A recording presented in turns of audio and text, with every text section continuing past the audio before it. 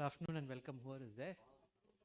The greatness of OPL is obviously visible here in our session. So we'll start the session.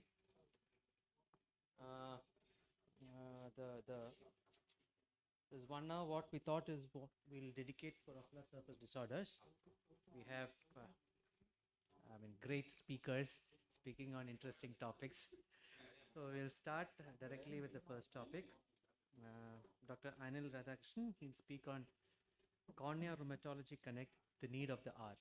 Dr. Anil? The duration for this talk is nearly 20 minutes, not 8 minutes. Okay. Please do the corrections.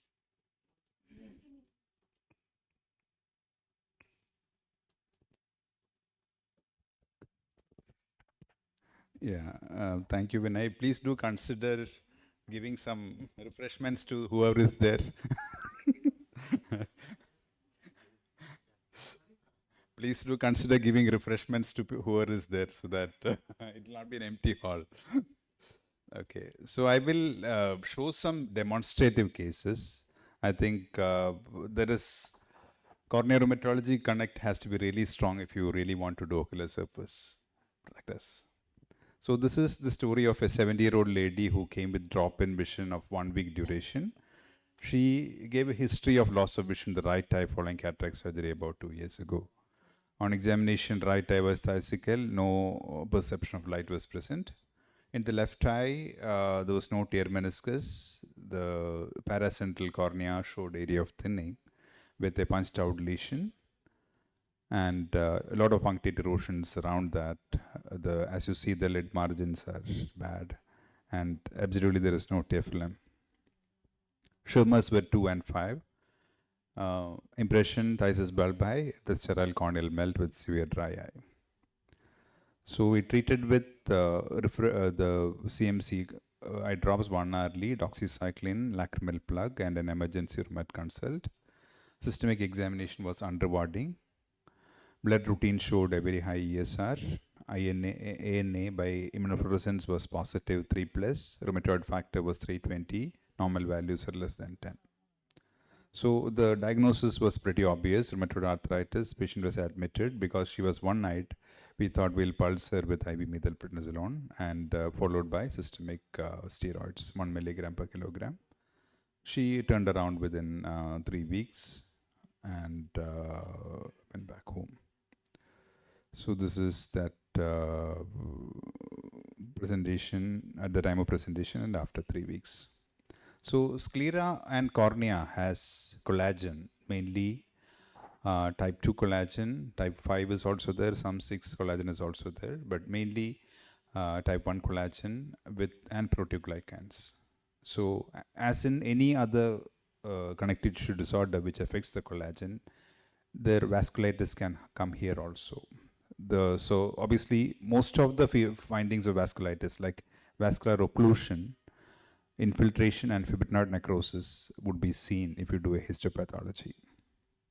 And if you look at more carefully under the microscope, you can see the immune complex deposition and consequent complement fixation, giving rise to pictures like this. You have a classic peripheral ulcerative keratitis with limbal inflammation, angry looking vessels right at the limbus, and you have a gutter in the cornea. And the diagnostic thing is you can pass a 26 gauge needle underneath the overhanging edge of the corneal ulcer.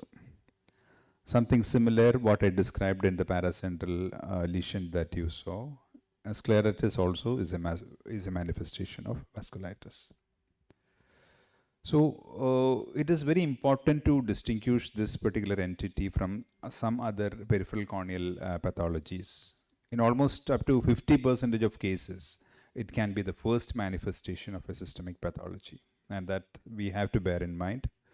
I think a lot of physicians, even some of the rheumatologists may not be really aware of the peripheral cornea and scleritis. They may know about scleritis, but peripheral corneal or PUK as a presenting feature can be a rare thing for a lot of them. We have a lot of physicians who have done rheumatology fellowships for 3 months or 6 months I'm talking about people like that. If you have done in institutes where they see a lot of real vasculitis cases, they would have had experience with patients like this. So peripheral corneal disease for maybe for residents can be microulcerative peripheral keratitis or macroulcerative. If you see macroulcerative, that is a more severe form, and necrotizing scleritis, that usually denotes a severe form of underlying vasculitis. And in Foster series, what they saw is that if you don't treat it properly, more than 50% will die within 10 years. And if you treat it, most of the mortality can be taken care of. So what will you do if you have a patient like this with a peripheral corneal infiltrate and an ulcer? First thing that you think of is a Moran's ulcer in an ophthalmic setup. So how do you distinguish whether it's Moran's or PUK? So you have to look around the cornea. You look for any evidence of pole scleritis like scleral thinning. You can see the faint, the choroidal show, which is an evidence of all scleritis here. In which case it should be a PUK. Sometimes it can be a very severe form of dry eye seen like this, or filaments, or sometimes beyond the cornea you can see the choroidal show. Or it can be sclerosing keratitis. The peripheral cornea can show some widening adjacent to an area of scleral thinning. So if you have a PUK, the treatment is basically the treatment of the underlying disease. It can be steroids. In bad cases, it should be a pulse steroid, and that too as an admission. IV methylprednisolone should be given. Sometimes along with that, cyclophosphamide need to be given. From our side, topically, what we can use is liberal preservative-free lubricants and maybe plugs for the sudden increase in the tear film that is available. You can also consider suppression of the ulceration and tectonic support by doing a peritomy along with the cyanoacrylate glue. So the Moran's, it is the cornea-associated antigen. In PUK, it is other autoimmune disease, and it is getting manifested in the eye. That's all. So the features-wise, Moran's and PUK are exactly the same. Only difference is other contiguous area also might show some evidence of scleritis or some dry eye, which is suggestive of a PUK. And as is seen quite often, in Moran's the treatment is topical. You just give topical steroids, most of the cases will come around. And if you do a peritomy plus glue, that is, you remove the blood vessels which are carrying the antibodies and you create a barrier there by putting a glue, then you can take care of Moran's pretty well. If that fails only, you go for systemic steroids and systemic immunosuppression. While in PUK, the treatment is basically systemic immunosuppression. First thing is you give steroids and then only think of other things. So even though we can call these two watertight compartments, there are certain diseases which come in between. There is something called an undifferentiated connective tissue disorder, in which some features of some particular connective tissue disorder is present. And generally there are certain inflammatory markers are present in the blood. There can be a mixed connective tissue disorder also. There will be overlap between multiple diseases. Like it can be termed an SLE, it can be called a Sjogren's also. Then the other major entity is a disease in evolution, which is when you have these disease and you do the blood workup, you see that it's negative, other than slight increase in the CRP or ESR. But none of the other markers would be positive. So such people, if you follow up them for 5 years, 10 years, sometimes after 10 or 15 years, it might throw up a positive result. So that is disease in evolution. So Moran's can be taken care of pretty well with a peritomy and a tissue adhesive plus bandage contact lens. If you don't treat it properly, sometimes it can rip through the cornea like this. So you can't give steroids in the long term. So you have to use some agent which basically are steroid sparing agents. So the things which we commonly use are methotrexate, azathioprine, and in our Indian context, mycophenolate is much more preferred. One, because the profile of side effects that it has is much less. Second thing is it is almost as effective as other agents and it's slightly less expensive. Biological agents like inhibitors of IL-1 or TNF alpha, like infliximab or rituximab or now adalimumab.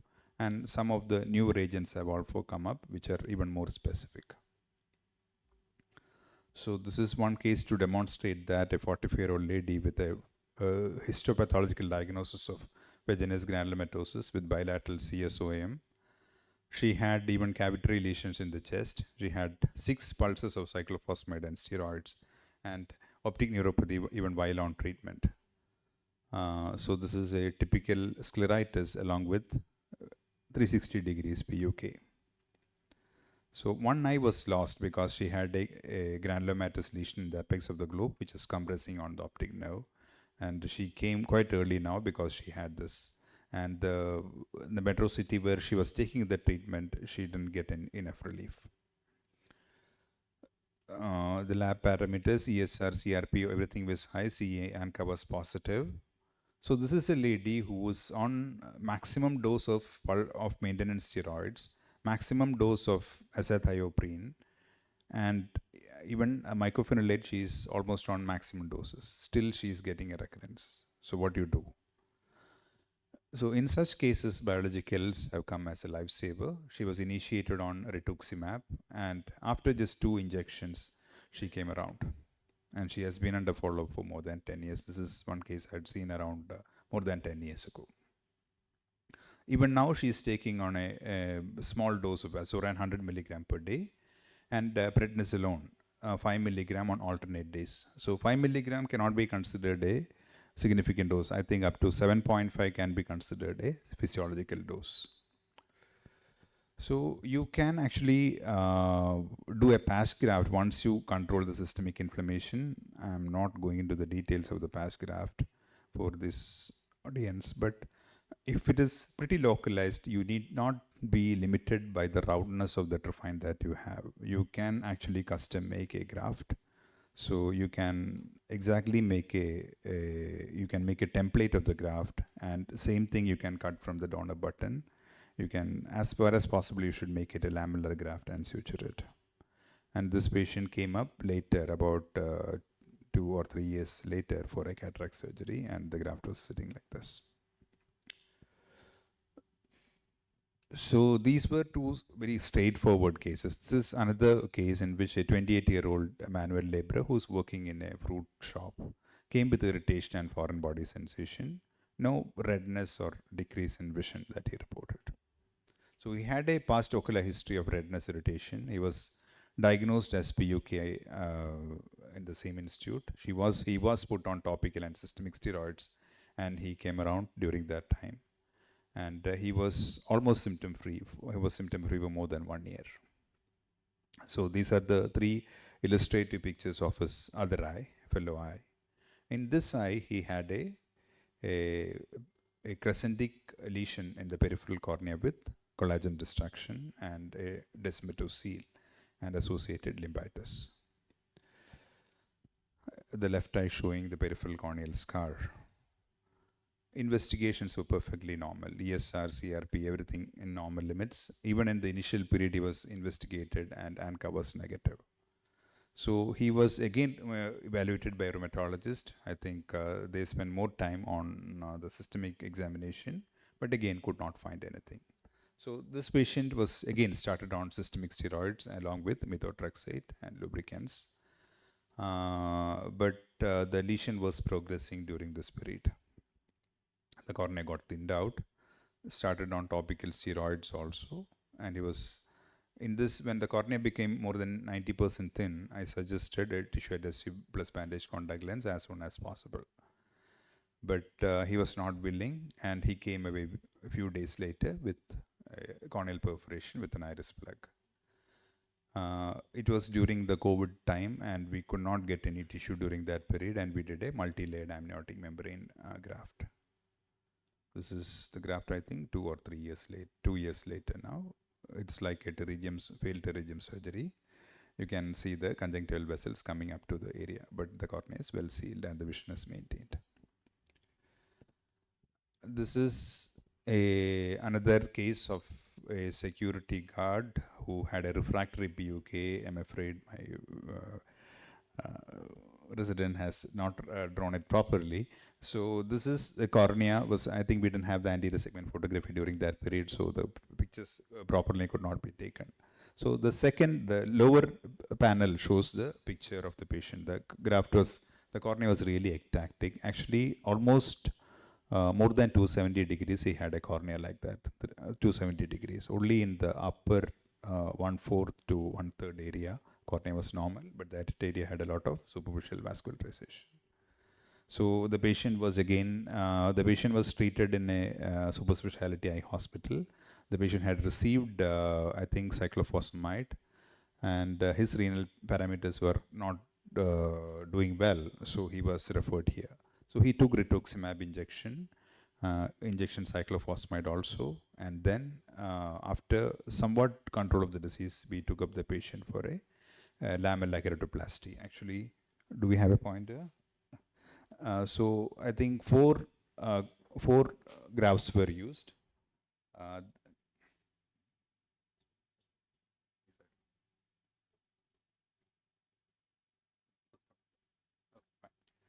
So I think 1, 2, 3, and 4 grafts were used. Upper part, the resident cornea was present, and an amniotic membrane was placed. Patient, as the membrane dissolved, had 6/12 vision. Now I think almost 1.5, 2 years later, patient has an early cataract but has got somewhat normal vision. The patient has 6/9 or 6/12 vision. The patient is maintained on tab methotrexate 20 milligram per week. He's taking, I think he has already received 2 rituximab injections. After that, because of the expense, he is not taking it, but he is under regular follow-up. So I think I have just one more case I just want to show. This is a 65-year-old lady, one-eyed lady who had a history of mouth ulcers. She lost her eye about 5 years ago, and the cornea was looking like this. And when the disease started affecting the left eye, she came to us. She had a very inflamed eye. Actually, the surface was wet, but if you see, there was subconjunctival fibrosis, the fornicell shortening, limbal stem cell deficiency, blood vessels approaching the central cornea. We took the patient, I think the histopathology was done, it was suggestive of a lichen planus. Sorry for the spelling mistake there.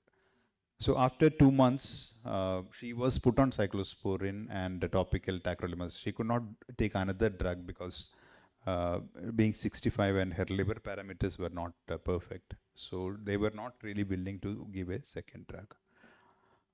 So the patient was only on tab cyclosporin and on tacrolimus. And after about 2 months, she's like that. She's maintaining vision. There is a around 5.5 millimeter island of cornea, which we are trying to preserve. Another somewhat similar lady, redness, pain, foreign body sensation for 1 month. One eye lost. The other eye, she had basically a cicatrizing conjunctival disease, some amount of keratin over there. And you can see that there is a corneal melt in the central part. So by the time we got the workup done, she had developed a descemetocele, for which I had to do a cyanoacrylate graft with glue. And later, she developed a total cataract because of the systemic steroids, and even before she had some amount of cataract. So she absolutely had no vision. I was not in a hurry to do keratoplasty. I didn't want to do, but she wanted some vision, and I was forced to do a small keratoplasty for her. And as of now, she's doing okay, but it's hardly 3 months after the diagnosis. Her disease, her eye appears much less inflamed now, but she's under regular follow-up. So these rheumatological, the corneal diseases, especially surface disorders and this vasculitis, we do need the rheumatologist to manage this. I think, and as ophthalmologists, we cannot manage it alone. And the systemic side effects of these drugs are very severe. It is quite often a game between the side effects of the drug and losing the vision. So we have to strike a fine balance But having said that, prompt immunosuppression is a must. We do need a good rheumatologist who can understand us, and we have to work in tandem with them so that we can manage the patient successfully. Surgical repair can be considered only after adequate control of the systemic condition. Thank you. Thank you, Dr. Anil. May I request Dr. Anita to come over to the stage, please? Anita, Dr. Anita. Anita Jabbar. Can you please come over? Yeah, so a very quite exhaustive, array of cases, most of them very difficult to manage. So before we proceed to the next talk, can we have some questions if there are any for Dr. Anil?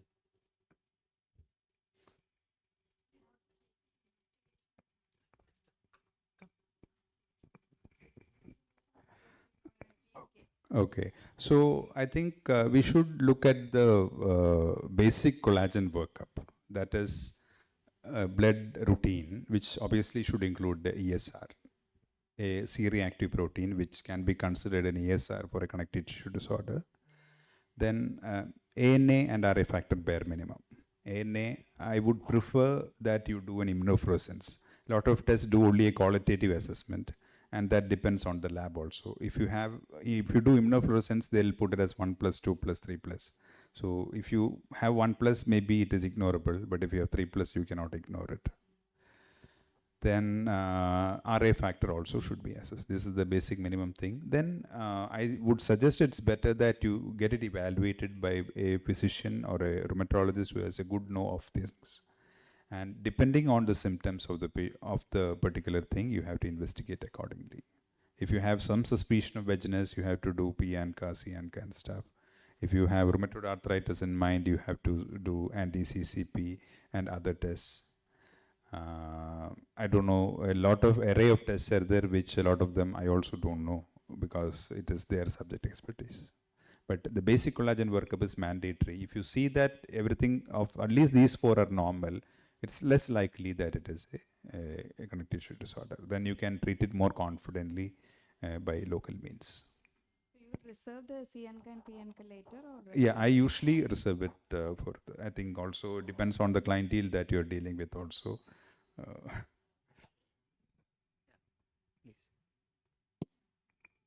So you mentioned that 50% of the patients who present to us may not have had any other thing to suggest that there must be an immunological systemic disorder in place. So do these patients, in your experience, sir, like who have not had any history, do they have any eye symptoms which can indicate towards it, or have you seen these virgin eyes come with perforation which have really turned out later on when you did the immunological workup, have picked up the sign later? Okay, that's a good question, but I think only thing what we can look for in the eye is, as I mentioned, look for dry eye, evidence of old scleritis. A lot of patients, they do not come up with proper history. Then obviously history of joint pains, waxing and waning, then some other things like that. But as I said before, a lot of these patients just can come de novo, and then you are in a fix. So unless you do a blood investigation and get it evaluated by a rheumatologist, we cannot know. I think it's not just ophthalmologists who are facing it. I think ENT surgeons, they see rarely this OCP and all coming only in the larynx. So such things are, even in textbooks it is not properly described, but they do see such patients, which are rare but possible. Anil, I have a few patients who are having rheumatoid arthritis, severe dry eye, undergone PK, and sometimes at times coming with exacerbative ocular surface inflammation. And what are the guidelines for such patients? If you happen to do a PK for them, and what are the extra? Do you use high dose cyclosporin or omega-3 fatty acid is? Okay. So a lot of rheumatologists consider omega-3 fatty acids are placebo. And if you are using it, have to use it at least 1.5 gram per day to have some anti-inflammatory effect.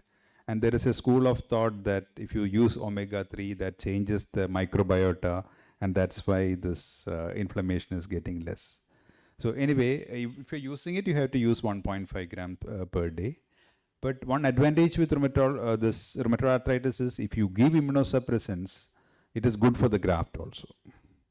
So I think you have to err on the side of treating the inflammation by giving more immunosuppression. I think if it is a patient in whom it's a burnt out disease and you see that there are no other symptoms, quite often the rheumatologist will not treat it. Because it's not that the disease is not there, but he doesn't want the patient to unnecessarily have the side effects. But I think in this scenario, you have to insist of the rheumatologist that you have done a graft, it needs more care, and we want to be more careful about the ocular surface, and we don't want recurrence of the disease. In such a case, we can suggest them, and often they will oblige. So the crux here is that we should have a very good rapport with the rheumatologist, and they should be willing to accept our arguments why That is the main challenge. Why the the immunosuppressive status has to be hiked or changed. So when they see only eye there is some redness, they don't really believe you. So you have to develop a rapport with them. Exactly. So that is the most difficult part which many of us face. So yes, thank you, Anil. Thank you again for the opportunity. Wonderful session, I will say that alone, So with that, we'll come to the next talk. It's none other than Dr. Sirish Kumar. Thank you, sir, for coming here. Something which is considered as, very simple in ophthalmology, but which can be, which can really spoil your day or, night or weeks. This is pterygium. So we'll be talking on how to manage and probably help us to understand the disease a lot better, so that each one of us who are going to, treat or operate on this will get an ideal outcome. So please.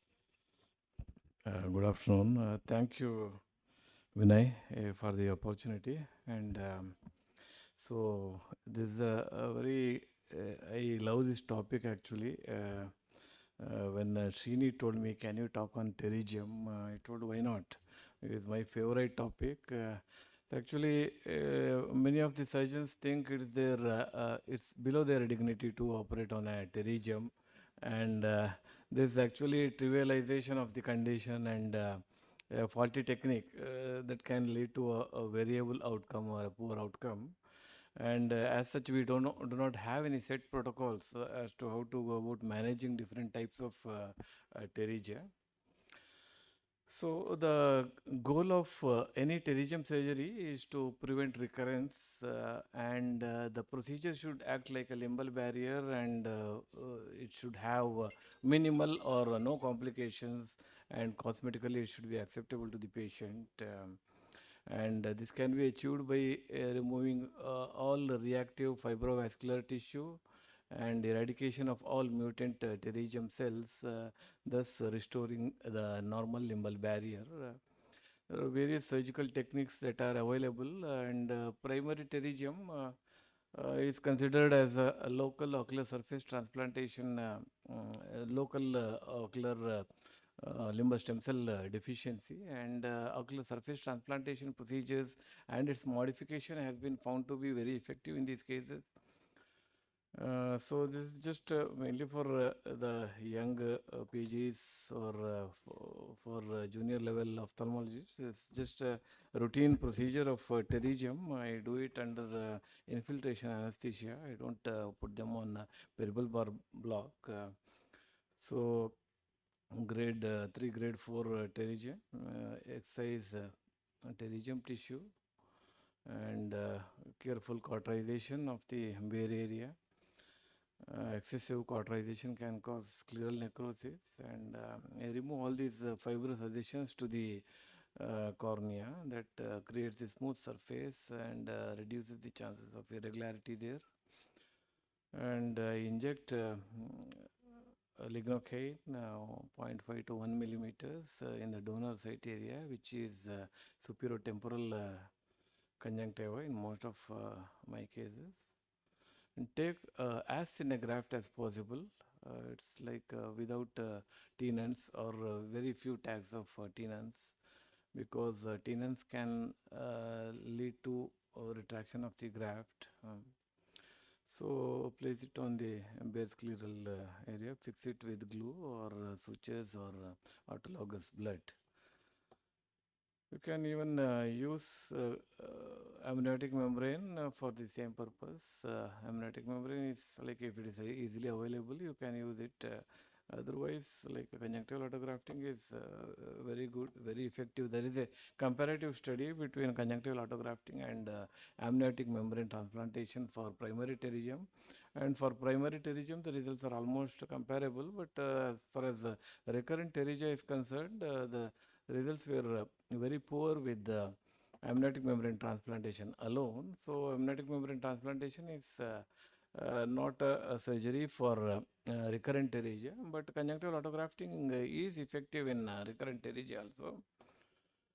So there are occasions, conjunctival autografting is the gold standard in the management of pterygia, but there are occasions where the superior bulbar conjunctiva is not available, such as patients with the filtering bleb or glaucoma suspects, or a double head pterygium where the bare area is large and you may not get a big chunk of conjunctival tissue. So in such cases, what you can do is you can do what is called a conjunctival tissue graft from pterygium. It's a Okay, it's not working.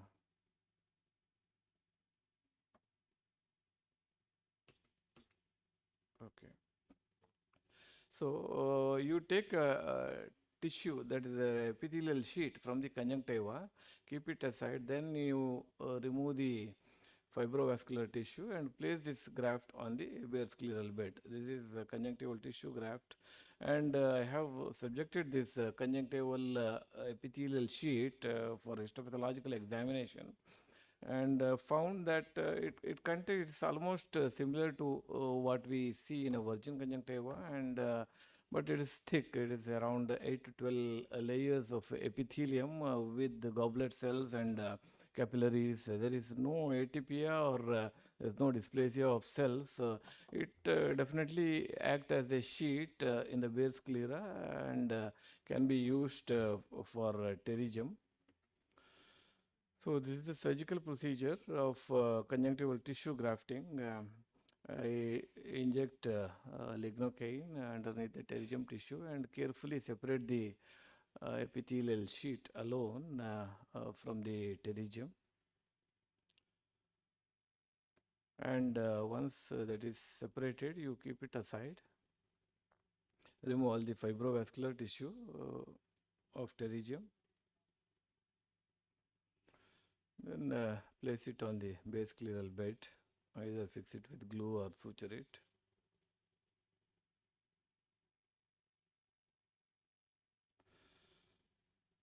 So this works well, and I have even published this concomitant use of conjunctival tissue graft, and the results were comparable actually. The recurrence rate was less than 5% in primary pterygia.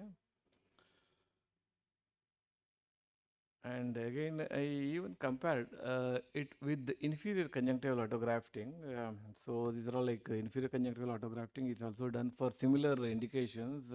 Just wanted to compare it with inferior conjunctival graft, and as far as the results were concerned, it was almost similar as far as the recurrent rate was concerned. Coming to double head pterygium, there is again a difficult management problem. You have all the options of conjunctival autografting. There is a slight modification of conjunctival grafting, like you can take graft from superior and inferior bulbar conjunctiva, or you can split the superior graft either horizontally or vertically. You can place this graft with orientation, that is a limbal orientation or without limbal orientation. And you can even take a conjunctival tissue graft, or you can use amniotic membrane. So if you see here, I have split the conjunctival graft into two pieces, but if the defect is large, you will not be able to cover the entire area here, entire bare area. So you are left with the bare area here, which actually allows the conjunctivalization to happen. You can end up with the recurrence from the sides. So in such cases, what we can do is you can slide the graft down and cover the bare area entirely. This is a vertical split conjunctival autograft without limbal orientation. Works very well. The results are good as far as the recurrent rate was concerned. So, so if you have a large area of superior bulbar conjunctiva, then you can split it and without changing the orientation, you can place it. Otherwise, you can place it vertically without limbus to limbus orientation. That works well.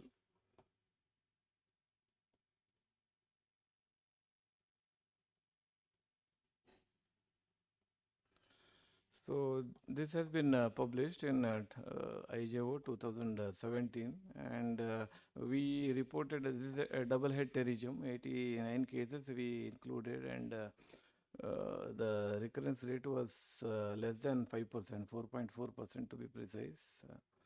And we even published long-term results of unconventional way of doing this pterygium excision with the double head conjunctival autografting. So it was published in OJO in 2019. So horizontally split conjunctival graft. Again, you can split the graft horizontally and place it on the base scleral bed. And not showing the surgical video because of want of time. Again, we compared it with vertical split conjunctival autografting. The results are comparable. Results are good. Even if the conjunctiva, if you don't have a large conjunctiva, you can even split it horizontally and use it. So the next is second donor graft. If you have taken a graft from the superior bulbar conjunctiva, if you are having a pterygium or a recurrent pterygium, if the pterygium is on the other side, this particular patient had a pterygium excision done on the temporal side, and there is a graft here. I have taken a graft from the superior bulbar conjunctiva, and now the patient has come back with the nasal pterygium, quite a significant pterygium. And so you could have taken an inferior graft, or you could have taken a amniotic membrane graft. But if you can dissect a graft from the superior bulbar conjunctiva, there's nothing like it. You can do it because, if you have not included tenons in the first graft, so easily you can take a sheet from the donor area second time. That acts like a barrier and prevents conjunctivalization. This again we have published in IJO 2021, and only one patient out of 23 patients had a recurrence. Coming to recurrent pterygium, there are two types of recurrence. This is the corneal recurrence, and on the right hand side is the conjunctival recurrence. We need not do anything for this conjunctival recurrence. It's only for the corneal recurrence you have to do something. You have to excise it and place a graft. And what are the options available for recurrent pterygium management? We have mitomycin C with or without conjunctival autografting. Conjunctival autografting alone can be tried. Conjunctival limbal autografting or conjunctival autografting with slit, or amniotic membrane transplantation with slit. So mitomycin C in the concentration of 0.02 to 0.04% for 5 minutes has been tried, and various authors have described different protocols. It can be used intraoperatively, or it can be used postoperatively.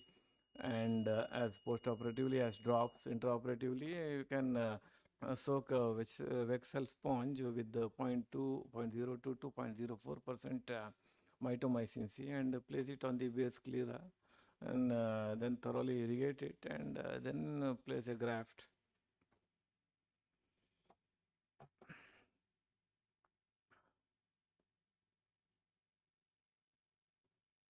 Gives excellent results. And there is a comparison between 0.022% to 0.04%. So both are equally good as far as the recurrent rate was concerned. So you can use a lower concentration since you are going to achieve the same amount of recurrence with the 0.04%, so you can use a lower concentration for if you are using mitomycin C.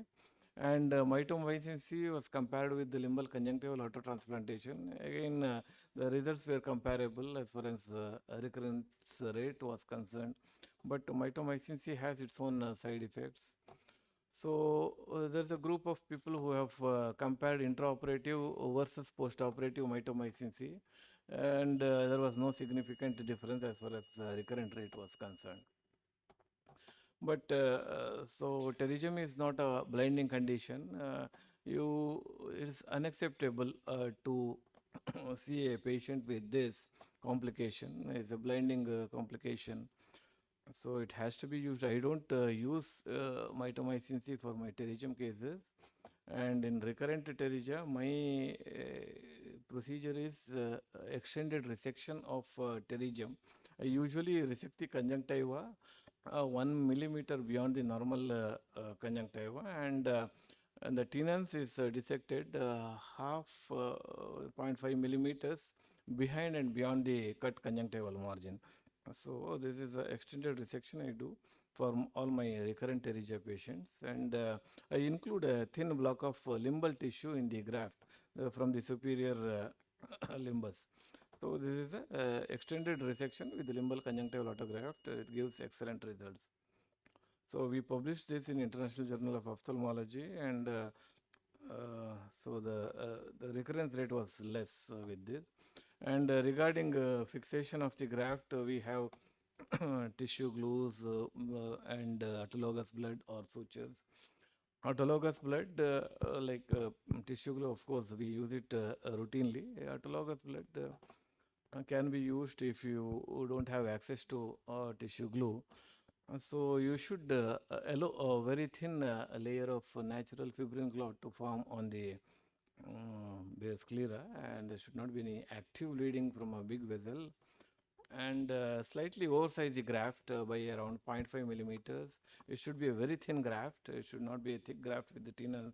It won't stay. So it should be a thin graft, and then slightly oversize it, and either you can tuck it or you can cauterize the margin. That actually helps in retaining. And 2 minutes, okay. And eye patching is mandatory for autologous blood graft fixation, because the adhesion is poor as compared to tissue glue. So eye patching, overnight patching is recommended in these cases. And we compared all three fixation procedures, like glue versus autologous blood versus graft fixation versus sutures. Sutures and glue, the results were comparable, but autologous blood fixation, we have lost few grafts, and some of them came back with the recurrence.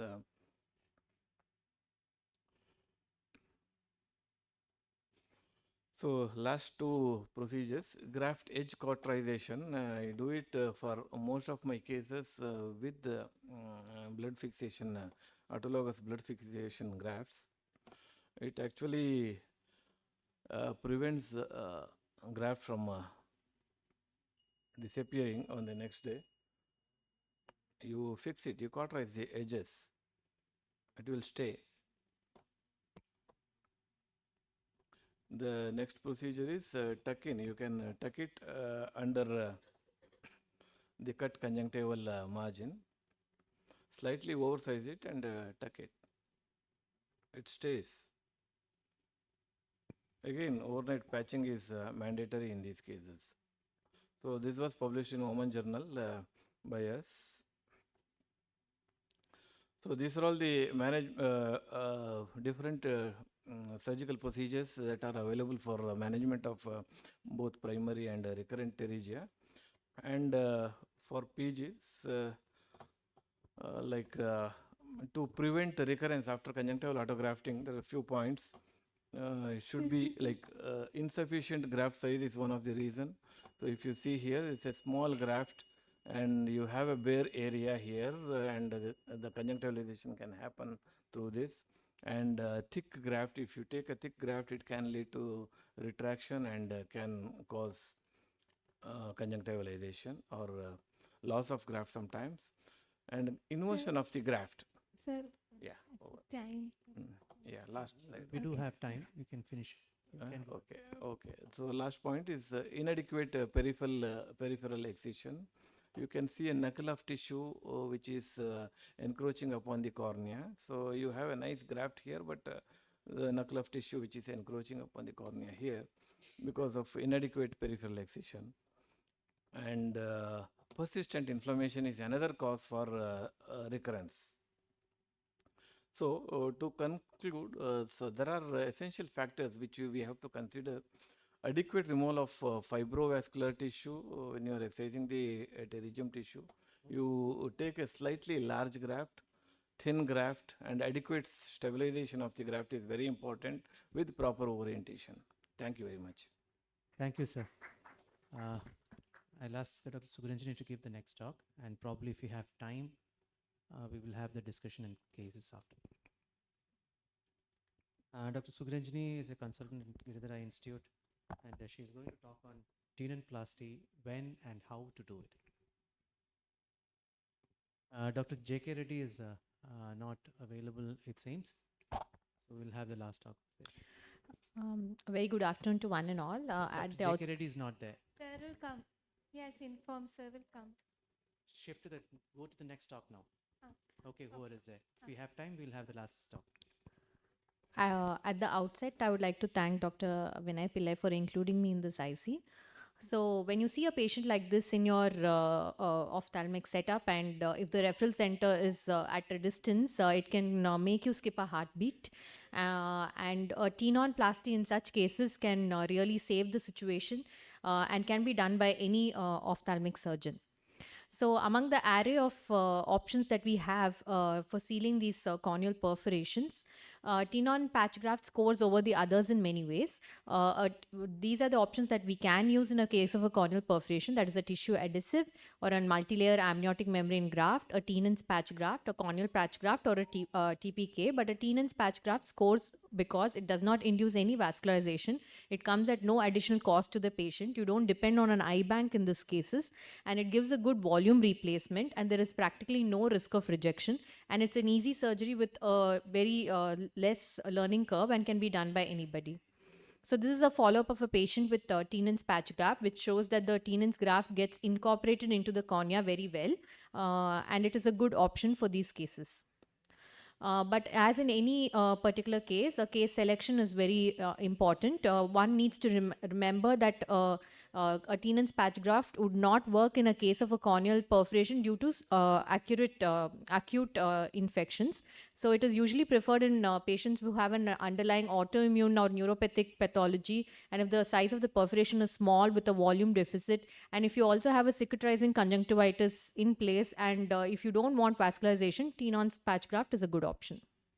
So what does this exactly mean? As we can see from the top row of all the images, a tenon's patch graft would work in all the top row of images where there is it looks like a sterile melt and it is small in size, but it would definitely not work in the bottom row where you can see an element of infection in place. So you would avoid tenon's patch graft in such patients.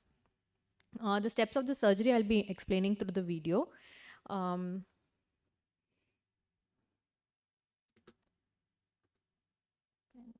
we please?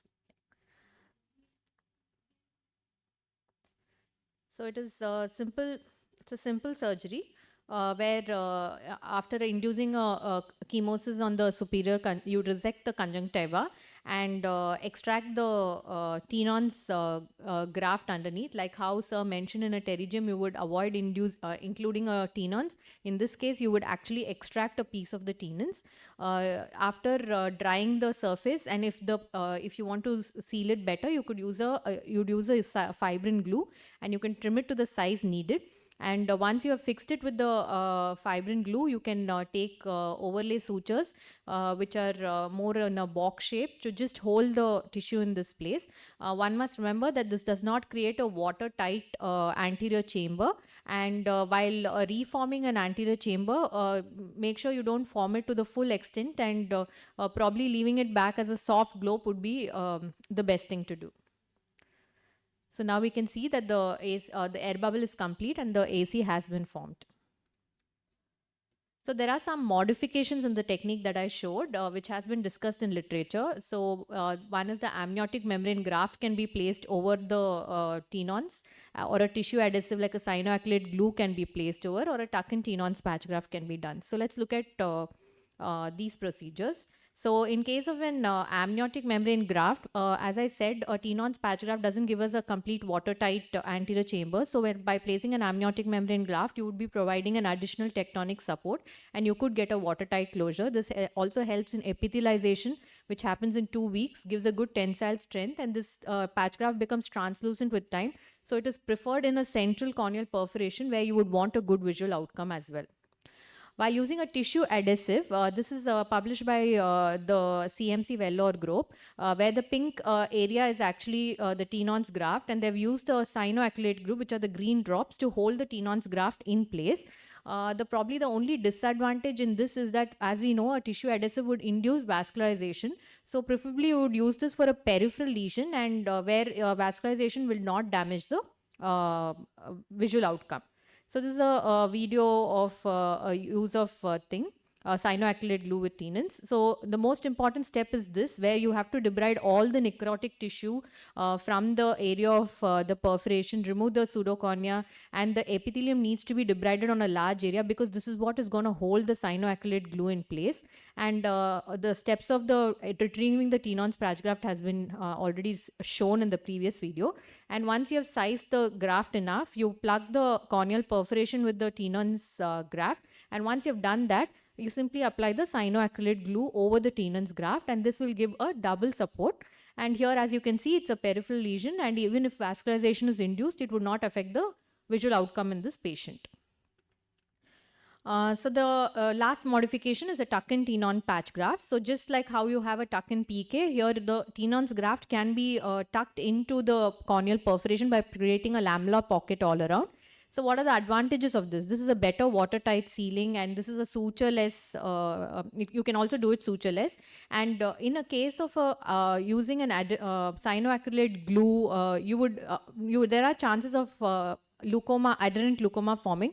But in this case, series published by the Ames group, they have reported lesser adherent leukoma and better corneal transplant outcomes post this procedure.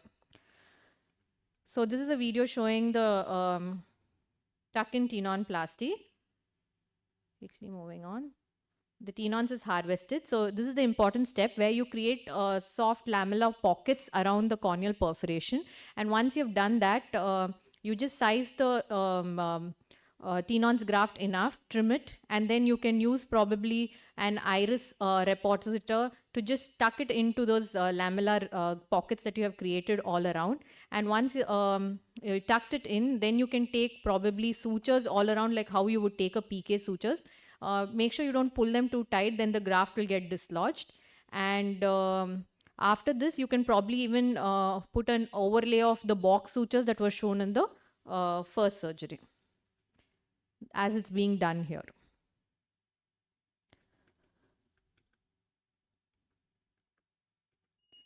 So tenonplasty does give a great outcome eventually, and adherent leukoma is the most common complication seen with it, and which is not very harmful.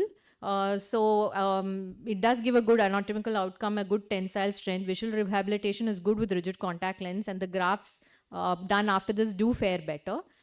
They are not without complication, as I've mentioned, does cause shallowing of the anterior chamber. The graft can retract and displace. If you see a shallow anterior chamber post the procedure, always observe for 7 to 10 days before you reform it, and it can undergo such things can happen, like where there is a hemorrhage in the tenons graft, and if there is an ectasia of the graft, just use a simple cautery to reduce the ectasia. It can melt. If you're seeing a melt, put a tenons graft and use a cyanoacrylate glue. So to summarize, it is the best procedure when you don't have a backup of an eye bank. It can seal small sized corneal perforations well. It gives a good tectonic support and a stable ocular surface. It does not cause any vascularization, and there is it gives good results if you take the patient up for optical PK later. Thank you so much. Thank you. Thank you, Sugaranjani. May I know what time we have now left? Ah, oh, 5 minutes. Dr. JK, will it be possible? Oh, great. That's fantastic. Yes. Yeah, switching on they're taking. It's a punctal occlusion procedures. There is a confusion. Always you call it as punctal occlusion. It's nothing like punctal occlusion. There are two types here. There is a punctum, there is a canal clus. So there is a punctum occlusion, canal clus. We have to improve. You cannot keep on studying the books and keep on doing that. So every day you have to improve. Every day. It doesn't end with the books. Okay. So there is you put something in the punctum, it's called punctum. If you put in the canal clus, it is called canal clus procedure. So this is a punctal and canal clus as they're telling. So what we do is in canal clus, we put collagen or catgut. Collagen you can buy, but it's not freely available. You can just buy 20 catgut or 30 catgut, plain or chromic, whatever. Just 10 rupees, 100 rupees you spend, it comes for your lifetime. Put it in the alcohol, cut into 4 millimeters and put it in the canal clus, not in the punctum. Okay, this is done for the technique I will show you. In slit lamp you can do it. Slit lamp we can do in the lower punctum. We cannot do in the upper punctum with the slit lamp. So slit lamp we can put anesthetic drops and put it in the this 4 mm length. This one, this is for dry eye, for temporary relief for dry eye, or whatever procedures like keratitis medicamentosa or whatever maybe. They might have used a lot of antibiotics unnecessarily, quinolones, they produces exaggerates the dry eye. Then you have to push it. Here I will show you. This we are putting in the right eye. So now you put in the punctum. Okay. Then you leave it. It will be like that. It will irritate the cornea. It will make the patient worse. So we have to push that into the canal clus. You have to straighten it, pull the lid. Then the punctum will become straightened with the canal clus. Then push it and it should disappear. Then it is the canal clus. A chromic catgut will swell and last for more than 1 month. So which condition you do it is post-operatively patient comes like that.